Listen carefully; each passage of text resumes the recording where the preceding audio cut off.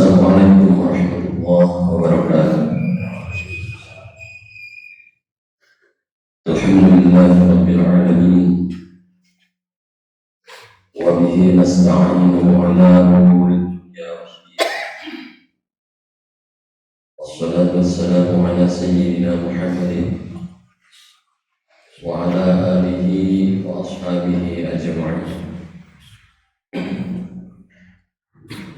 Rabbi shrah li sadri wa yassir li amri wahlul 'uqdatam min lisani yafqahu qawli. Amma ba'du. Hadirin sedang sholat subuh yang berbahagia, alhamdulillah terhadap kepada Allah Subhanahu wa taala yang telah memberikan kepada kita kesempatan untuk kembali melaksanakan ibadah.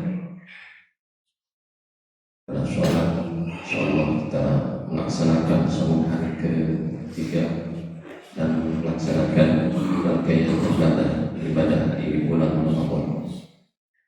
Hadirin rahimakumullah, pada kesempatan ini kami ingin menyampaikan bahwa ada beberapa kelompok orang di bulan Ramadan ini yang merugi. Rugi sekali orang yang pada bulan Ramadan ini ketika selesai Ramadan dia tidak mendapatkan maghfirah dari Allah Subhanahu wa taala. Yang pertama adalah orang yang mengaku beriman kepada Allah, yang mengaku Islam, tetapi pada bulan Ramadan ini dia tidak berpuasa tanpa udzur syar'i.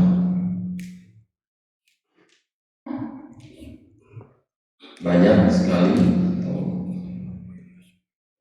kalau kita lihat, kita berjalan-jalan, seakan-akan bulan Ramadan ini tidak berbeda dengan bulan yang lain.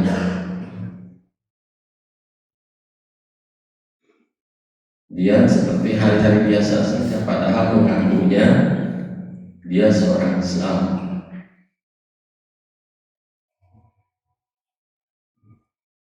Ini kelompok yang pertama.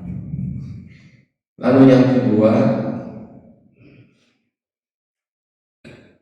adalah kelompok orang yang berpuasa, akan tetapi dia tidak melakukan sholat 5 waktu.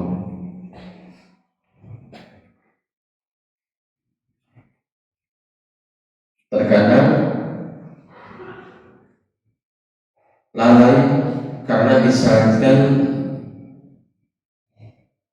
misalkan tanpa sengaja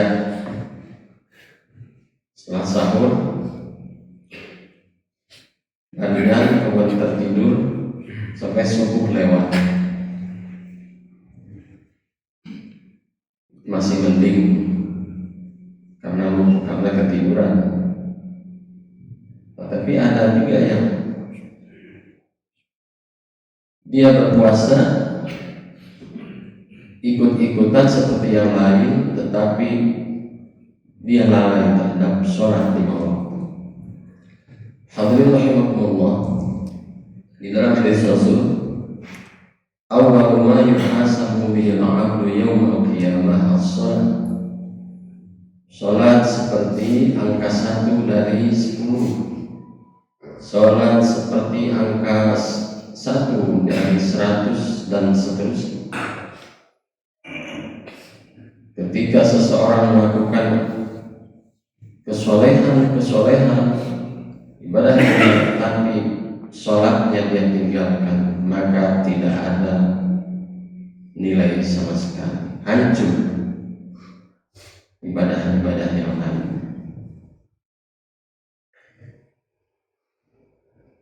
Lalu kelompok yang ketiga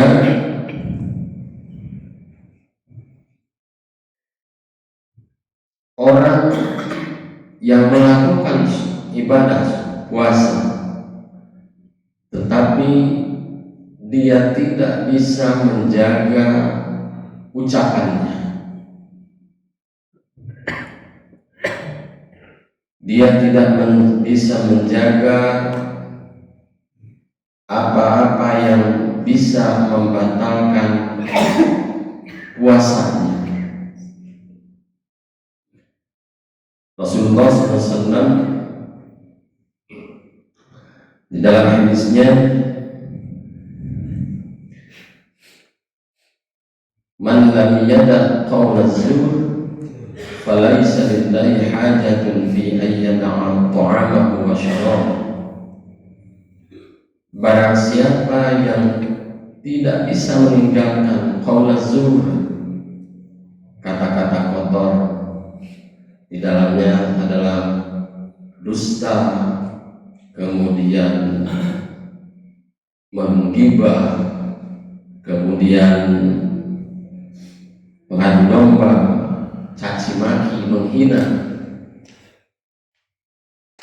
Kalau dia tidak bisa meninggalkan kata-kata kotor itu, maka falaisa billahi hajatun fi ayyana ta'amahu wa syarabahu.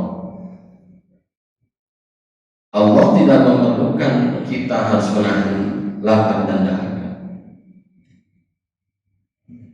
Sehingga banyak orang yang berpuasa dia hanya mendapatkan lapar dan dahaga saja. Sehingga Allah, kita perlu dan harus bagaimana kita melatih menjaga lisan kita supaya kita bisa menjaga jangan sampai kita melakukan qaul zur, kata Rasulullah SAW. Lalu yang keempat, orang yang merugi atau kelompok yang merugi di bulan ini adalah kelompok orang yang melakukan puasa tetapi dia tidak melakukan apa-apa yang disyariatkan ketika kita berpuasa. Puasa kita lakukan, tetapi ia hanya puasa saja tanpa melakukan apa-apa yang disyariatkan. Apa saja yang disyariatkan? Pernah saya sampaikan di waktu yang lalu bahwa ada 10 macam sunnah-sunnah yang harus kita tingkatkan di bulan Ramadan. Di antaranya atau sunnah-sunnah yang hendaknya kita lakukan adalah pertama, takhir sahur, mengakhirkan sahur, jangan terlalu malam sahur, paling tidak setengah jam menjelang subuh.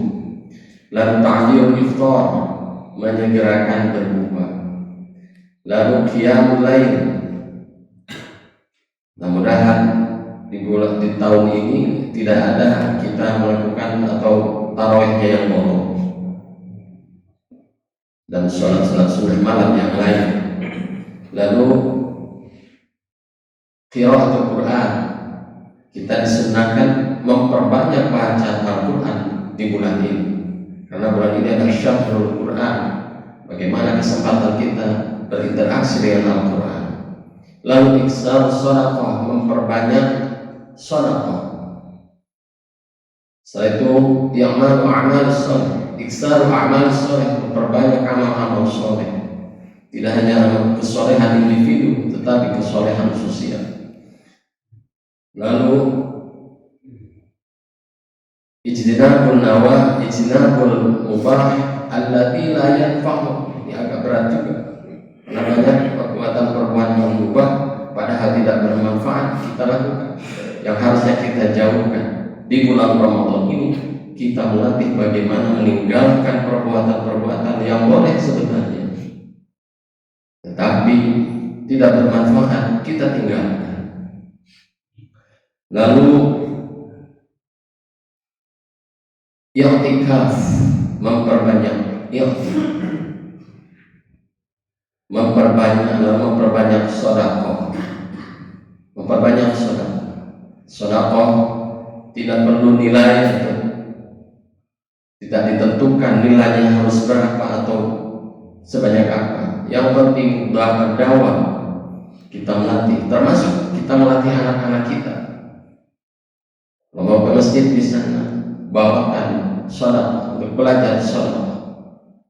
Meskipun dengan nominal yang tidak besar, tapi rutin. Ini menjadi amalan yang baik di bulan ini. Bukan hanya karena pahalanya yang berlipat ganda, tetapi selain itu pendidikan, tarbiyah untuk anak kita dan kita sendiri. Lalu yang berikutnya adalah iltimasul lailatul qadar. Itu memburu Lailatul Qadar, karena di bulan ini ada satu malam yang di dalam Al-Quran dikatakan lebih baik dari 1000 bulan.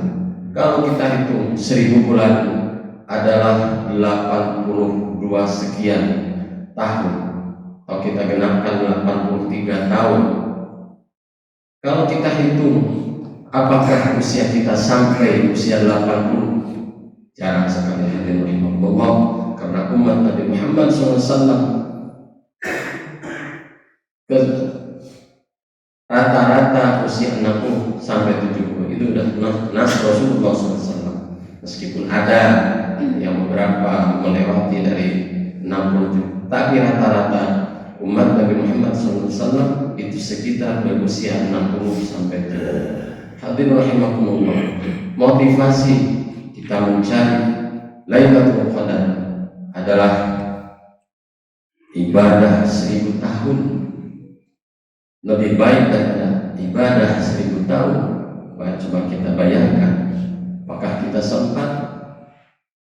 Mudah-mudahan kita bersama-sama bisa memanfaatkan momentum bulan Ramadan ini sebaik mungkin dengan mengisi amalan-amalan yang disyariatkan dan disunnahkan untuk dilaksanakan di bulan Ramadan ini. Barakallahu wa lakum. Barakallahu wa lakum. Barakallahu wa lakum. Wassalamualaikum warahmatullahi wabarakatuh.